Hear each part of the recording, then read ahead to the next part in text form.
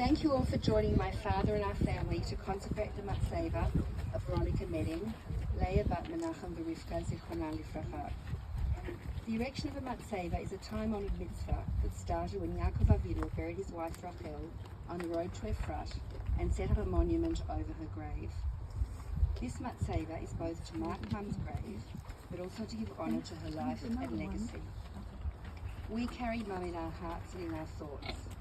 Mum lives on in all of us, her children, grandchildren, and great-grandchildren, and through them all to our future generations. I'd now like to ask various members of our family to say Tehillim. So the first Tehillim, number 1, capital Aleph, is to be read by Michael. Jeff, Stand further away. Don't point the microphone to the speaker. Just don't Stand further away. Hold it right up to your mouth. point away from it. You want to hold it up?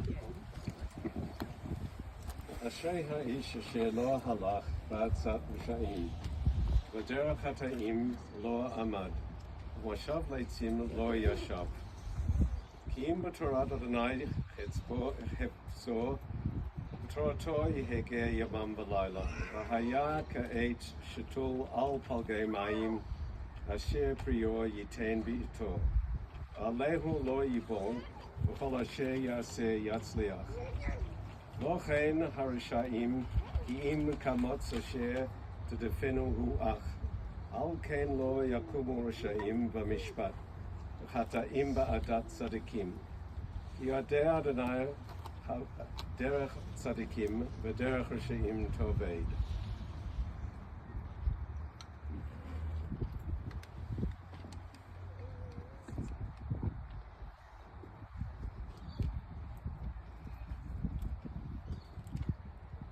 The translation of this is as follows. Happy is the man who has not walked with the counsel of the lawless, nor in the path of the sinners has he stood, nor in the company of scoffers has he sat, but rather God's Torah is his desire, and on his teaching he meditates day and night. He is like a tree planted by streams of water that bears its fruit in its season, whose leaf does not wither, and all that he does succeed. Not so is the immoral. Instead they are like chaff that the wind blows away. Therefore the evil will not stand up in judgment, nor the lawless in the community of the righteous. For God embraces the way of the righteous, but the way of the wicked is doomed. The second capital is 15, Tet 5. Sam is to read it in Hebrew, followed by Richard in English.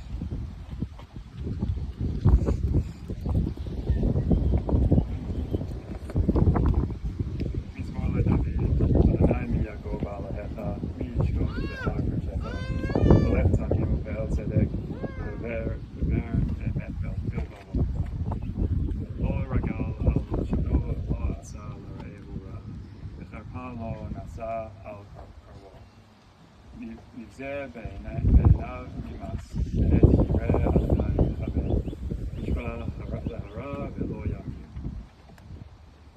כספו לא נתן בנשך, ושחט על נקי לא לקח, עושה אלה לא ימות לעולם.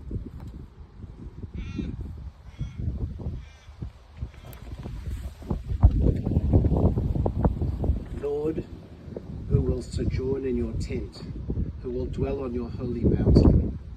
He who walks blameless and does justice and speaks the truth in his heart, who slanders not with his tongue, nor does to his fellow man evil, nor bears reproach for his kin. The debased in his eyes is repugnant, but to God-fearers he accords honor. When he vows to his fellow man, he does not provoke it.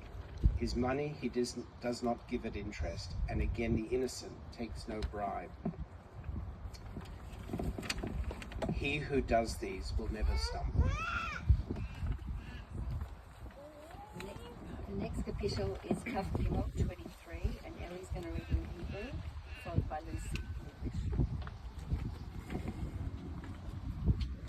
מזמור לדוד אדוני רואי לא יחסר, بنات دشه يربطيني علمي منوخات يانا هليني نفسي يشوفت ינחיני במעגלי צדק למען שמו גם כי ילך בגיא צל מוות לא יירא רע כי אתה עמדי שבטך ומשענתך המה ינחמוני תערוך לפני שולחן נגד צורריי תשנת בשמן ראשי כוסי רוויה אך טוב וחסד ירדפוני כל ימי חיי ושבתי בבית אדוני לאורך ימים.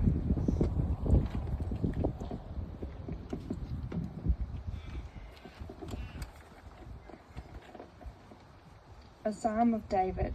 God is my shepherd, I lack nothing. In pleasant grassy meadows he lays me down. By quiet waters he guides me. My life he renews again and again. He leads me along the pathways of justice for the sake of his name. Though I walk in the valley overshadowed by death, I fear no harm, for you are with me. Your supporting rod and your staff, it is they that console me. You set out a table for me in the face of my oppressors. You anoint my head with oil, my cup is overflowing. Let only goodness and loyalty pursue me all the days of my life. Then may I return to dwell in the house of God forever. And lastly, Kapitel Tzadik Aleph, 91. Michal's going to read in Hebrew, followed by Lisa in English.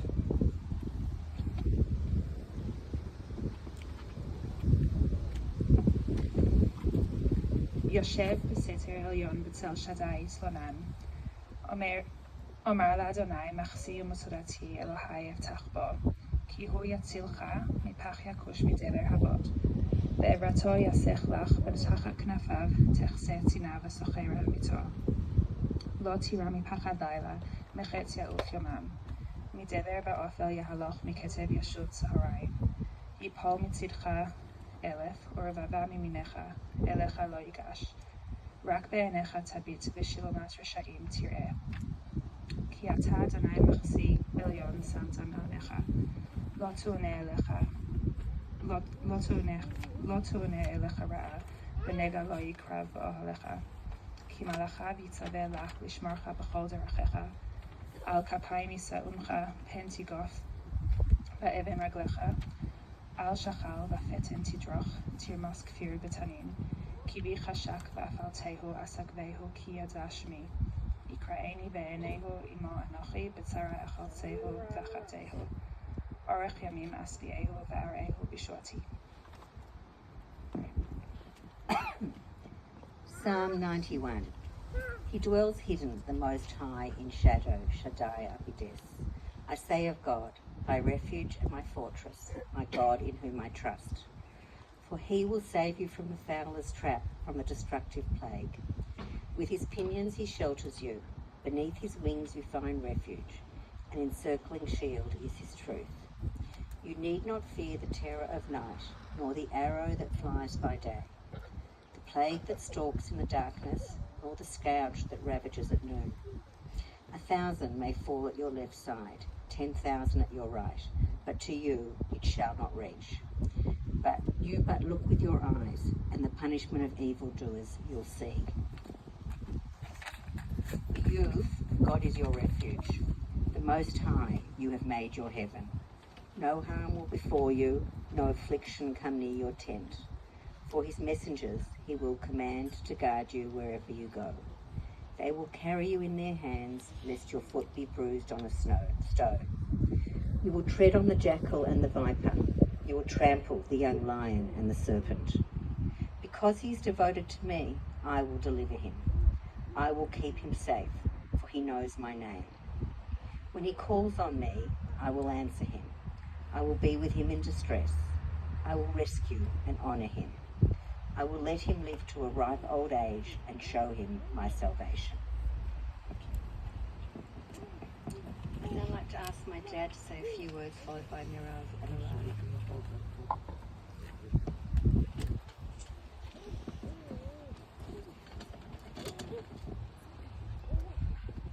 We are gathered here today to consecrate this tombstone erected in Vera's memory. There are Dinnerman customs covering death and burial, and even a burial service. I couldn't find a consecration service. And I suggest this consecration marks the end of the 11 months of formal mourning and an opportunity to gather at Vera's grave to pay tribute to her and to briefly summarise her impact on the world that she has now departed. We gathered here almost a year ago to farewell Vera and accompany her partway on her last journey.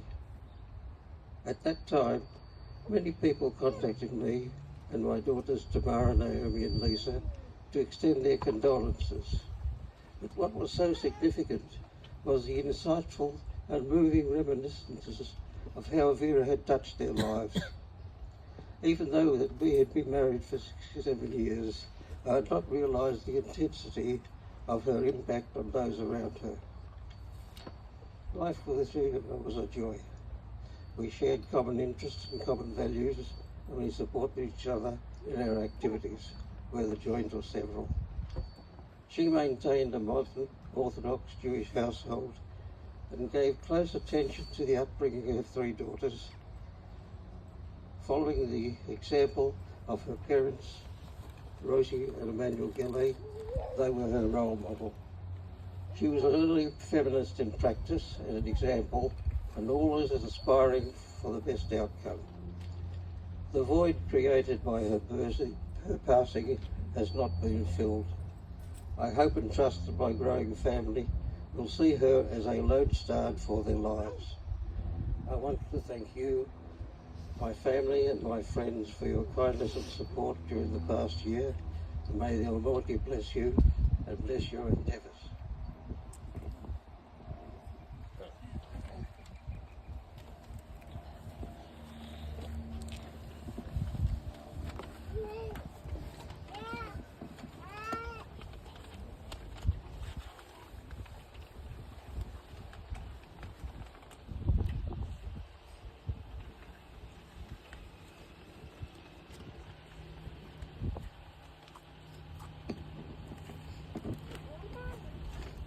Grandpa, Tamara, Mummy, Lisa, family and friends.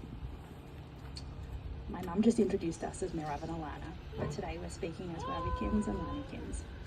Barbie had a special kins nickname for each of her grandchildren, and it was one of the many ways she made us feel special and loved. In 2008, our family travelled with Bobby and Grandpa to Topolčany, Slovakia, a small town where Bobby was born and where she spent her early life. At the local Jewish cemetery, we found some Geli family graves, and we took our time reading through the Hebrew inscriptions and piecing together how each of those relatives was connected to us. As we stood in the cemetery that day, Bobby said to us, "You see, I don't come from nowhere." It was the first time I realised the importance of a grave and how it stands for generations as testament to a life and to its broader family and community context. For Bobby, those graves of grandparents, great-grandparents, uncles and aunts gave her a sense of history and belonging, and in a sense a homecoming. That same week we visited the Bergen-Belsen concentration camp, where Bobby spent the final months of the war and where she lost her father, Emmanuel Geli. With 3 generations of our family gathered together in the spot where the barracks once stood, she recited the bracha, She'asa li nes b'makom hazeh, blessed is he who performed a miracle for me in this place, a miracle of survival. Her children and grandchildren responded, She'asa nes li mi b'makom hazeh, blessed is he who performed a miracle for our mother in this place. My whole life, I had felt the joy of being Vera Medding's granddaughter. In that moment, I also felt this responsibility, and I felt it again last February when we said goodbye to Bobby, and I felt it continuously in the months since. Bobby was a remarkable role model, and she leaves behind 3 daughters, 9 living grandchildren, and 15 great-grandchildren, each of us trying in our own ways to emulate and honour her memory. As I've reflected on the blessing we recited in Bergen-Belsen almost 14 years ago, I've been struck by its reciprocity.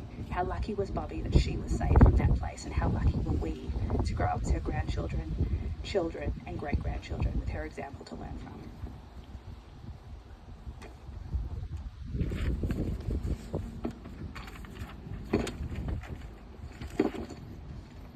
As you can see here, the pasuk our family has chosen to inscribe on Bobby's grave is V'atznea lechet imel ketha, to walk modestly or discreetly with God. This comes from the book of Micha, from a passage where the prophet asks, "With what shall I come before the Lord, bow before the Most High? Shall I come before him with offerings? Will the Lord be pleased with thousands of rams?" And then the prophet answers his own question. Impliedly, no. He has told you what is good and what he demands of you, to do justice, to love loving kindness, and to walk modestly with God. The Gemara in Masechet Makot describes this passage as summarizing the very essence of the 613 commandments. It can be read as a prescription for individuals and also for societies. For individuals to act with modesty and discretion, and for societies to eschew hierarchies and embrace people from all walks of life. Our Bobby embodied the prescription about Snea Lechet in both its individual and communal meanings. She was elegant and understated, most importantly in how she treated others. She never said a bad word about anyone, and often cited a maxim she'd learned from her late father: "The spoken word is silver, but the unspoken word is gold." She was extremely warm, making people feel completely at ease, and also restrained. She never dominated the conversation, but instead enriched it in her own thoughtful and intelligent way. It's only as an adult that I realised how rare that combination is. She was also elegant and understated in her sense of style. She appreciated great design and hated anything flashy. Whenever I put on a cream silk blouse or a good navy dress, I know Bobby will approve. Bobby also embodied Snea Lechet in its communal sense. She was a small d Democrat and never took for granted the privilege of living in a free society. She was worldly and well-read and always had a thoughtful and well-developed perspective on current affairs. Bobby and I shared a love of history, and it was something we loved to discuss. Visitors to Every Road or Cambia Grove would reliably find an array of newspapers and journals, along with a printout of Rabbi Sachs's commentary on the weekly parsha. When Anthony and I named our daughter Annabelle, Bobby liked that it reminded her of one of her favourite social commentators, Annabelle Crabb. As prescribed by the prophet Micha, Bobby embraced the world around her and people from all walks of life. These are the attributes that we've enshrined forever on Bobby's grave, summarised by a prescription from Micha to walk modestly or discreetly with God. In English, as you can see, we describe her as modest and wise. But what about her other attributes, those ones that aren't inscribed here on her grave? Those are the attributes we'll need to communicate verbally to our children when we share stories of Bobby and our memories of her. And when we do that, we'll talk first and foremost about her relationship with Grandpa and how they loved each other as equals for almost 70 years. We'll talk about her relationship with Omi, how Omi saved Bobby and her two brothers from Bergen-Belsen, and how Bobby cared for Omi throughout her life. I have really clear memories of Bobby walking down the driveway at night at Andrew Road with a flashlight to check on Omi, who lived across the road. The very first time Grandpa saw Bobby was when you drove the family truck to deliver food supplies to a B'nai Akiva camp near Rowville. The second time, she was walking down Alma Road with Omi on a Shabbat afternoon.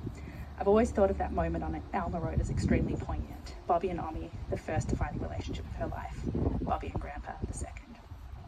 We'll also talk to our children about her sense of humour, how she'd sometimes catch a fit of giggles, and as her grandchildren, those moments were the absolute best. And we'll talk about how we felt when we were with Bobby, like we were the centre of her universe, and also like we had voices and opinions worth listening to. Bobby was always deeply interested in what we had to say and encouraged our varied interests. To borrow a turn of phrase from the prophet Micha, how can we honour our Bobby and do justice to her memory? And like Micha, we already know the answer: to look after Grandpa and our mums, and to do our best to emulate and to teach what she taught, so that in the future our grandchildren will come to this place, not Topolchani, Slovakia, but Melbourne, Australia. And like Bobby, they'll know that they don't come from nowhere. And hopefully, if we've done our jobs right, they'll see glimpses of Bobby in themselves. We miss you, Bobby. Yisif Baruch.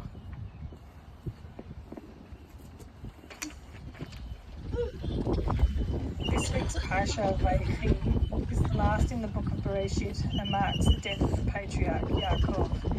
Yaakov had quite a turbulent life, but it is his actions and his decisions, including those in the areas of business and parenting, that directed the course of early Jewish history and the development of the Jewish people. His life and his legacy are commemorated in this Torah portion in the narrative of how he dies, including the way in which he prepares his family for his departure. I'm going to reference an insightful little Parsha Shavua blog I found from the online news website Times of Israel from early 2021, written by Rabbi Dan Ornstein, who's an American egalitarian congregational rabbi in Albany, New York, who also writes for various Israeli publications, including The Forward and Jerusalem Post. He talks about Yaakov's parting words to his children, wherein he summons them with, "Come together, that I may tell you what it is to befall you in days to come." which, as he points out, is intriguing given that the prophecy was not previously a prominent component of his skill set. And yet when he speaks to his children, he lays into them about past behaviours rather than forecasting what's in store for them once he's gone. Rabbi Ornstein provides a number of explanations for what he feels is an uncharacteristic, overly formal and emotionally reticent parting with his children. However, the explanation he focuses on is that in these final moments of Yaakov's life, where he is lacking the capacity for prophecy, he is intensely worried that his children will not carry on the spiritual legacy that he had built.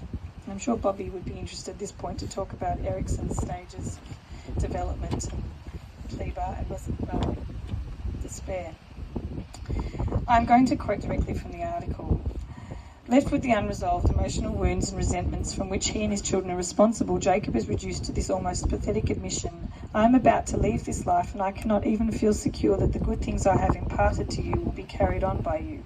Even this much of our future I cannot predict. And at that moment his sons reassure him that his future, of his hopes, his dreams, his legacy, his mission are in good hands.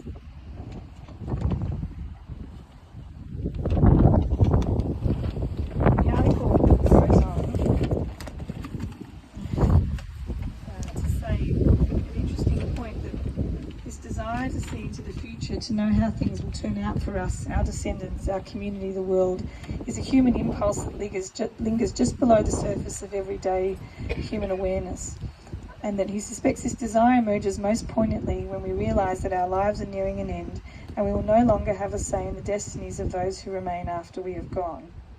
And I just skipped to the last part of the article where he says that in and amongst this we have one power that, while not perfect, can last well into the future beyond our time on earth. It is the power to raise children, build relationships with students, influence neighbours, colleagues and loved ones with our own exemplary, if howbeit imperfect, lives and actions.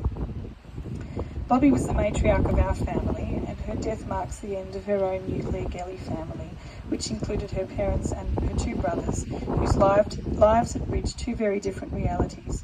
A rich and happy life in Hungary and Topoljani, destroyed by war, and then life as an immigrant in Australia. Over the funeral and week of the Shiva in February, it was wonderful to hear stories and learn of aspects of Bobby's life that I wasn't aware of. At this time I reflected upon how unbelievably resilient she was, in that despite the trauma she had endured, she was able to create a life with Grandpa that had stability, warmth, respect, openness, and copious amounts of love, and allowed three daughters to grow into very clever, capable and productive human beings who have given so much to their families and their communities. And as a side note, Bobby also enabled Grandpa, who is one of the most productive human beings, to walk this earth.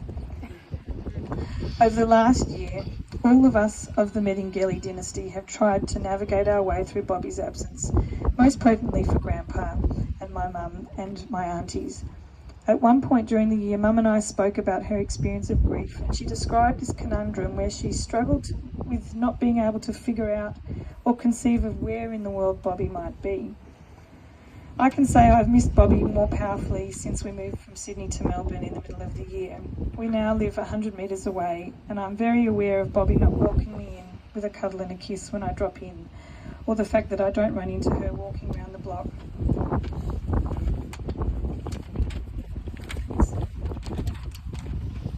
It's all very real when seeing her handwriting on container labels in the kitchen and the books she had read and told me about on the shelves.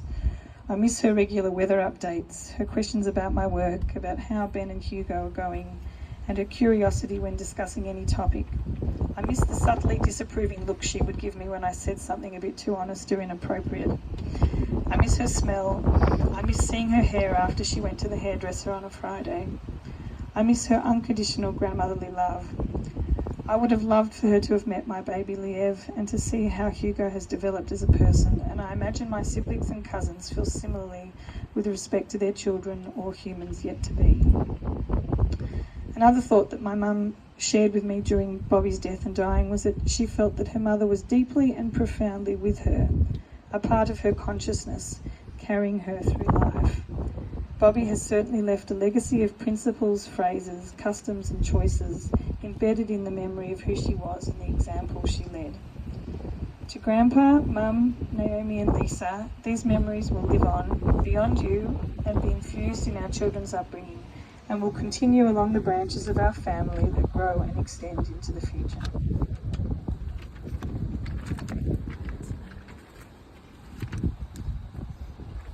I'd now like to ask Jeff to say Kilma. And that'd be fine.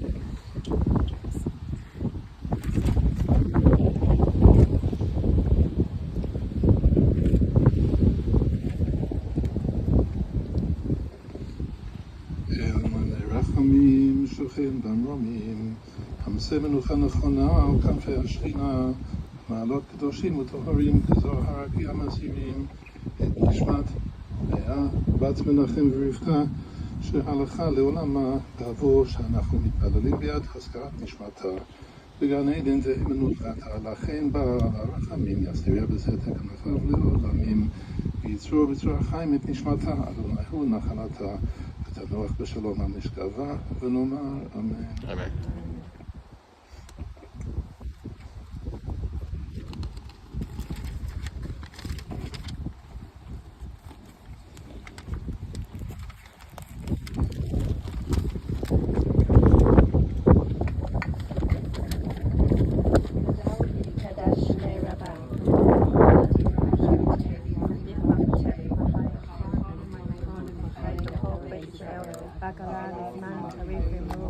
ויש מברך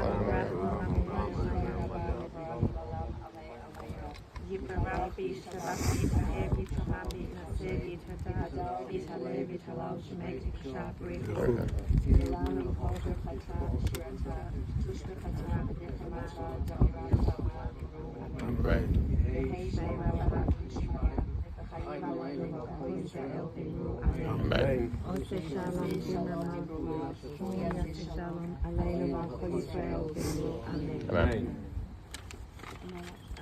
Manny, hold it up so people can hear. Is it not working? Yeah, it is. It is. Okay, sorry, I didn't say that.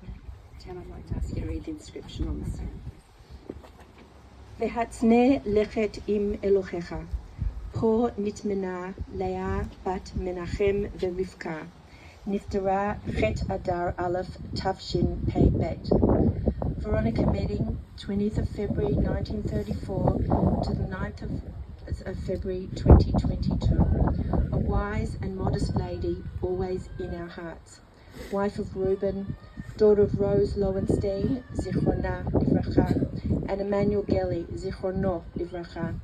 Mother of Tamara Bruce, Naomi Bloch, and Lisa Kennett. Mother-in-law of Michael, Jeffrey, and Richard. Sister of Zachariah, Zichrono Livracha, and Solomon, Zichrono Livracha. Grandmother of Shira, Alana, Mirav, Samuel, Yael, Zichrona Livracha. Michal, Anthony, Ellie, Noah, and Lucinda. Loving great-grandmother. Survived the Holocaust as a child due to the selfless devotion and courage of her dear mother, Zichrona Livracha. Techei Nafsha Sarah, Bitzror Hachayim. Matzevet Zikaron Le'aviha, Menachem Ben Shlomo, Hashem Yimkom Damo, Shenisbeh Bashoah. Thank you all for coming. There's some stones by the grave